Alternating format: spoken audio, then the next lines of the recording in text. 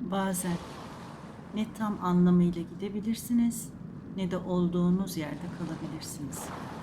Tıpkı Cemil Kavukçu'nun bu puslu limanlarında bekleyen posterler gibi. Bugün Frezya Ağıtlık arşivinden ruhunuzun kuytu köşelerine dokunacak çok özel bir eser seçtim. Dinlerken kendinizi o geminin güvertesinde, gitmek ve kalmak arasında o ince çizgide bulacaksınız. Eğer bu yolculuk size iyi gelirse kanalıma abone olarak bu dijital kütüphanenin bir parçası olmayı ve beğeniyle bize eşlik etmeyi unutmayın. Şimdi deniz kokusu ve hikayenin sessizliği başlasın. Kuzeydeki kum kosterleri. Yazan Cemil Kavukçu. Seslendiren Hakan Vanlı.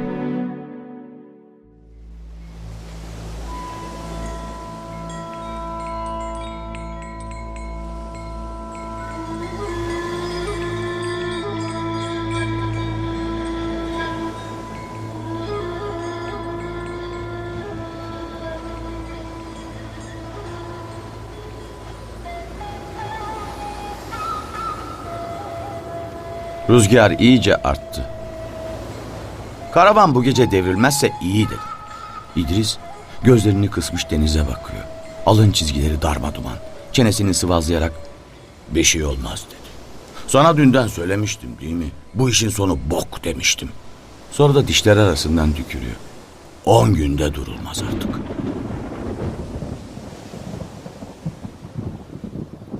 Hava iyice kararınca fenerin görkemi ortaya çıktı. Işık kollarından bir kubbe oluştu üstümüzde. Düssel bir lunaparkta dev gibi uçan sandalyelerin altında oturuyoruz.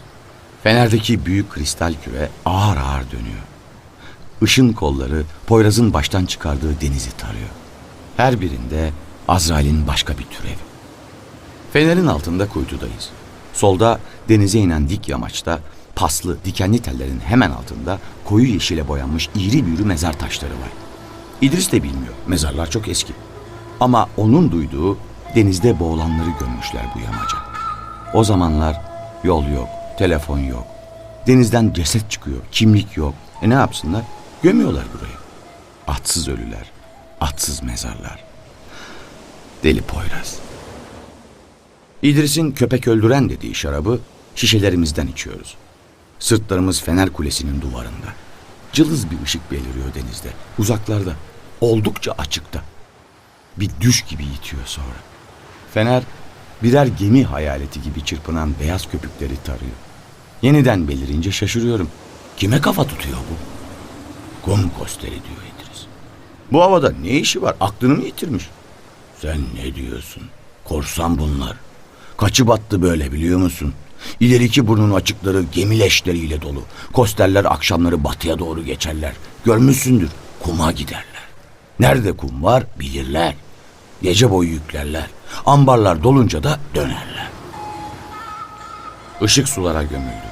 Elveda serüvenci denizciler. Köpek öldürenin buruk tadı gırtlağımda. Işık kolları yeniden göz kırpıyor. Fener ağır ağır dönüyor. Demek daha 10 gün sürer bu hava. Belli olmaz. Daha uzun bile sürebilir. Yandık desene. Ne yanacaksın? Yat. Keyfine bak.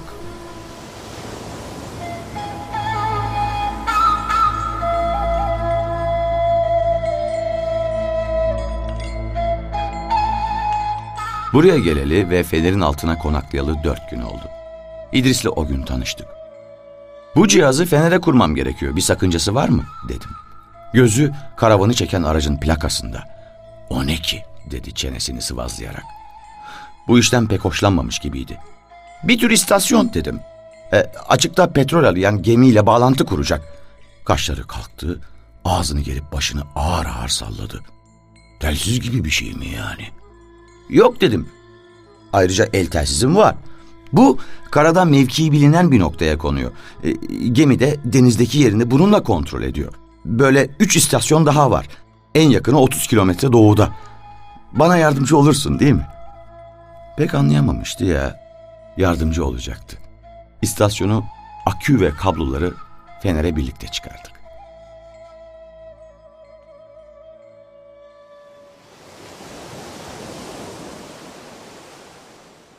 Dün gemiden bildirdiler. Telsizcinin aldığı fırtına ihbarı üzerine çalışmaya ara vermişler. Bir koya demire gidiyorlarmış. İkinci bir uyarıya dek cihazımı kapatabilirmişim. Bugün iyice çileden çıktı Deniz. Ben böylesini görmedim dedim. Biz nelerini gördük dedi İdris. Gözlerim karanlık denizde batıp batıp çıkan ışıkta. Çok mu gemi battı? Sen ne diyorsun? Dedi çenesini sıvazlayarak. Köpek öldüreni dikip içti. Hele bir tanesi battı ki 2 kişi sağ çıkabildi. Bir kurban bayramı Arife gecesi hiç unutmuyorum. Hava akşama doğru kariyele döndü. Deniz adam arıyor. Akşamüstü Koster'in batıya doğru geçtiğini görmüştüm. Bir o çıkmış. İncin top oynuyor. Deniz çıldırdı ya. Artık geceyi demirde geçirir diye düşündük. Sabaha da bayram. Kaptan mal sahibinin oğluymuş. Sonradan öğrendik. Sözde oğlanın çıkası yokmuş. Boş ver baba dermiş. Hele şu bayram bir geçsin. Ama deyyusun gözünü para bürümüş. Dinler mi bayramı seyranı? Bayramda kurban bayramı ha. Dikkatini çekerim. Adı üstünde. Kurban. Yok demiş. İlla bu gece gideceksin. Neyse. Bunlar kumu yüklüyorlar. Demiri topluyorlar. Ver elini karayel delisi bir deniz. Arife gecesi abi. Herkes bayram yapacak. Gider miyiz? Gideriz. Kum dolu yüzen bir tabut düşünebiliyor musun? Bellediğimin şansı dönüyor mu sana? Rüzgar Azrail'in o lanet üfürüğü ambarların üstündeki brandayı yırtıyor. Ölümüne kum basmışlar gemiye. Ambarlar su almaya başlıyor. Tahlisiyeyi arıyorlar. Yalnızca batıyoruz diye biliyor kaptan. Batıyoruz. O kadar. Ne mevki ne de başka bir şey. Can motoru ne ki? Aşağıda barınakta görmüşsündür. O havada helikopterden başka hiçbir şey iş görmez. Sabaha karşı 2 kişi çıktı denizden. Biri Kerim, delikanlı. Yeni evliymiş. 6 aylık da bir oğlu varmış. Gemilerde tahta namazlıklar olur bilir misin? Ona sarılıp denize atmış kendini. Atlarken de oğlunu görmüş. Dokunsa tutacak. O kadar canlı. Oğlumu bir daha göreyim diye yalvarmış. Karaya vurduğunda kendinde değil. Kollarını namazlıktan zor ayırdı. O eller nasıl olmuş biliyor musun? Hani karılar çok çamaşır yıkar da elleri popora gibi olur ya. Aynı öyle. Yüzü bembeyaz. Damla kan kalmamış. Tahlisiyede masaj yaptık, ısıttı.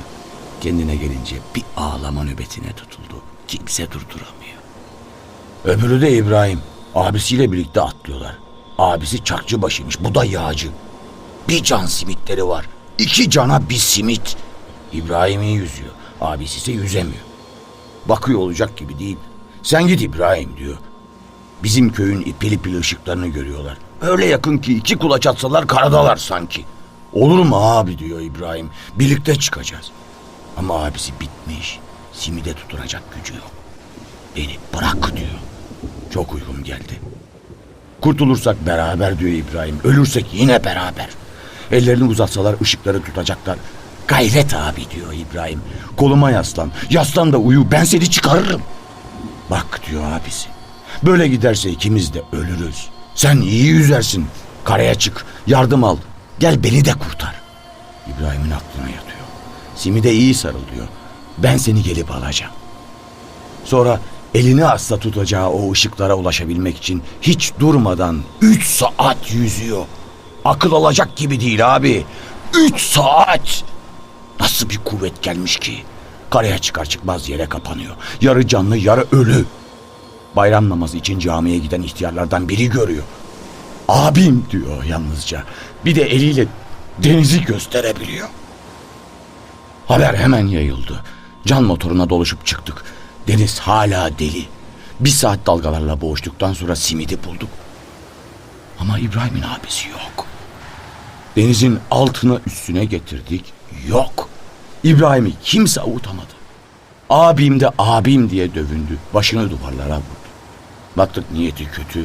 Yeniden denize dönecek, yatağa bağladık.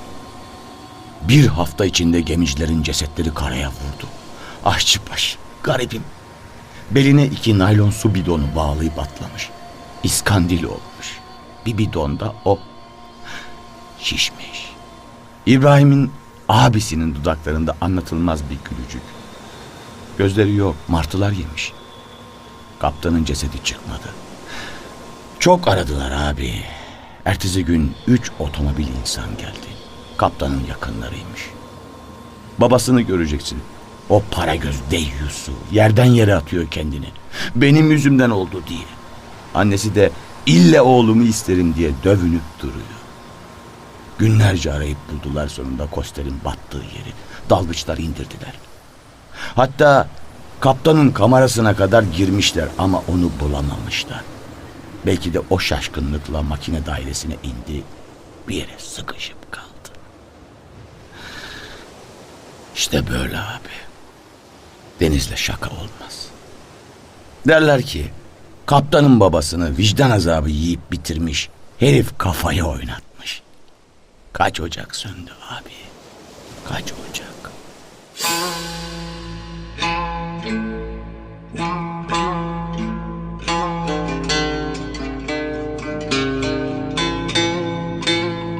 İdris'in öyküsü içimi kararttı. Köpek öldüreni bitirip kalktım.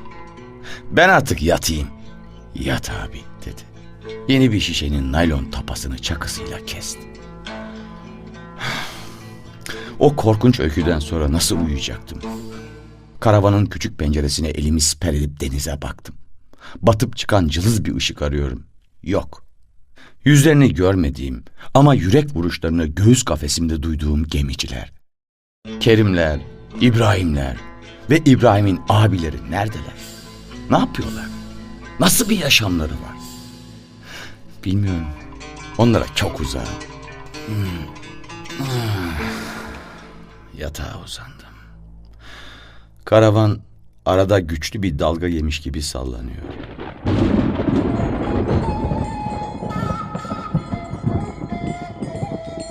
Bu sokakta bir kaptan oturuyormuş diyorum. Çevremi saran ve bana yardım etmek için birbirleriyle yarışan çocuklara. Kaptan mı? Diyorlar şaşkınlıkla. Öyle biri yok abi. Kaptan diyorsam yani belki kaptan falan değildir. Yaşlı biriymiş. Biraz da şeymiş. Çocuklardan biri yardıma yetişiyor hemen. Pilotmuş. Ha diyorlar topluca ve elleriyle olmayan ampulleri gevşetir gibi yapıyorlar. Öyle desene abi. Size de mi kaptan olduğunu söylediler? Müzisyen o. Bütün müzisyenler gibi de deli. Arada keman çalar. Çocukları hiç sevmez. Tamam diyorum. Tamam. Şimdi siz bana onun evini gösterin. Şu ilerideki apartman. Hani kırmızı otomobili var ya, onu geçince. Giriş kat. Çocuklara teşekkür edip ayrılıyorum. Kapıyı yaşlı bir kadın açıyor. Gözleri saydam, bulanık bir perdeyle örtülmüş gibi. Beni görüp görmediği kuşkulu. Kimsin? Diyor kapıyı her an kapamaya hazır bir sinirlilikle. Bir haberci diyorum. Yaşlı kadın zıpkın yemiş gibi sarsılıyor. Yüzüme dimdik bakıyor. Taş bir yontu sanki. Cam donuğu gözlerinde ölümün soğukluğunu görüyorum. İncecik bir yara kabuğunu andıran dudakları arasından belli belirsiz bir fısıltı duyuluyor. Bulundu mu? Evet. Kapıyı açıyor. Derin çizgilerin toplaştığı yüzünde kocaman bir boşluk var. Uzun zamandır havalandırılmamış yerlere özgü bir hava. Yalnızlık ve insan dışkısı kokan girişi alıyor beni. 3 sandalyeyle çevrelenmiş küçük bir masa, soluk kırmızı puanlı bir örtü, üzerinde yarısına kadar dolu cam bir sürahi, su düzgün durmuyor. Ya masa eğri ya da zemin. Öbür odalara ya da tuvalete, mutfağa, her neyse bir yerlere açılan 3 kapı da kapalı. Yaşlılığın yumuşak, duyulmaktan çok sezilebilen korkunç sesleri sinmiş dört bir yana. Dış dünya içeri sızamıyor. Bir sandalye uzatıyor. Anlaşılan burada ağırlanacağım. Ama artık ben onu tanıyamam ki diyor. Evet, onu kimse tanıyamaz. O olduğunu ben nereden bileceğim? Dalgıçlar batıkta buldu. Makine dairesine sıkışıp kalmış. Uğursuz Arife gecesi diyor. Sigara alır mısınız? Titreyen kupkuru parmaklar pakete uzanıyor. Şimdi nerede? Hala orada. Çıkarmak mümkün değilmiş. Bir torba ağzı gibi büzülmüş dudaklarındaki sigara çakmak alevinin önünde bir süre kalıyor. Elleriyle masaya yaslanıp doğruluyor sonra. Gözlerinde yırtıcı bir ışık var şimdi. Bunu söylemek için mi geldin buraya? Sizi belirsizlikten kurtarmak istedim. Yıllardır bir haber beklemediniz mi? Beklediğim haber bu değildi diyor.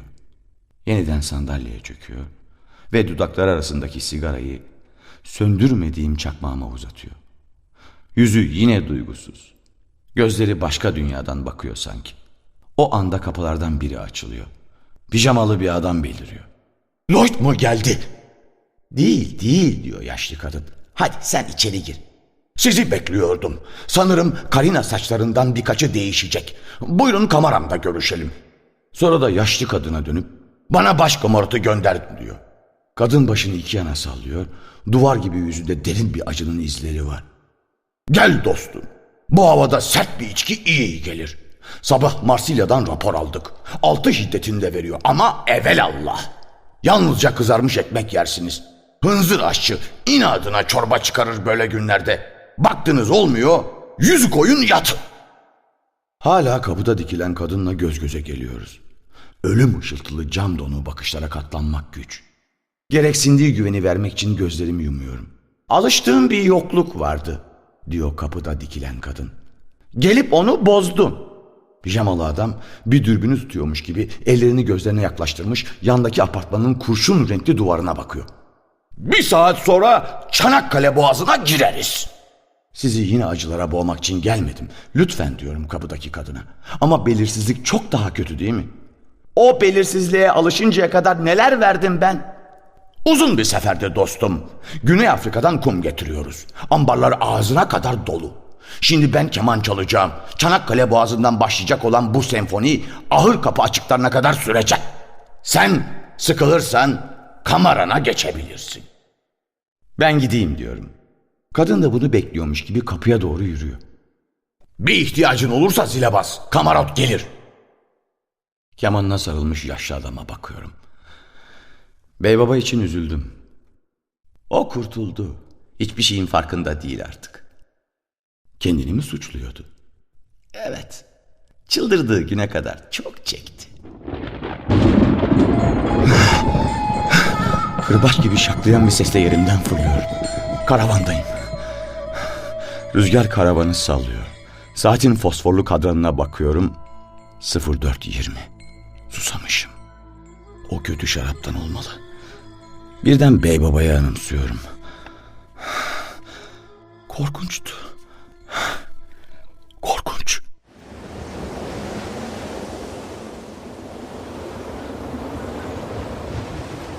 Fener'in şemsiye gibi ışık kolları bir masal evreni gizemiyle ağır ağır dönüyor. İdris'le oturduğumuz kuytuda ikisi yatık, biri dik, 3 şarap şişesi duruyor. Öbür adı köpek öldüren. İdris'in yol arkadaşı. Şimdi boş ve terk edilmişler. Bu gece hüznün en güçlü yansısı çağrışımlarla yüklü şişeler. Az sonra bir fısıltı duyacağım sanki. Aşağıda, yamaçta, denizde boğulanların atsız mezarları. Rüzgarın uğultusu. Işın kolları ağır ağır denizi tarıyor. Tek düze bir mırıltıyla köpürmüş suları yatıştırmaya çalışıyor sanki. Karavanın küçücük penceresinden denize bakıyorum. Gözlerim batıp batıp çıkan güçsüz bir ışık arıyor. Ama yok. Battı da çıkmadı mı? Bilmiyorum. Birden bir ses duyuyorum. Bir fısıltı. Kapıyı açıyorum. Kimse yok. İdris sen misin diyorum. Ben İbrahim'im diyor. Abim denizde. Onu kurtar. Seni göremiyorum diyorum. Neredesin? Abim denizde.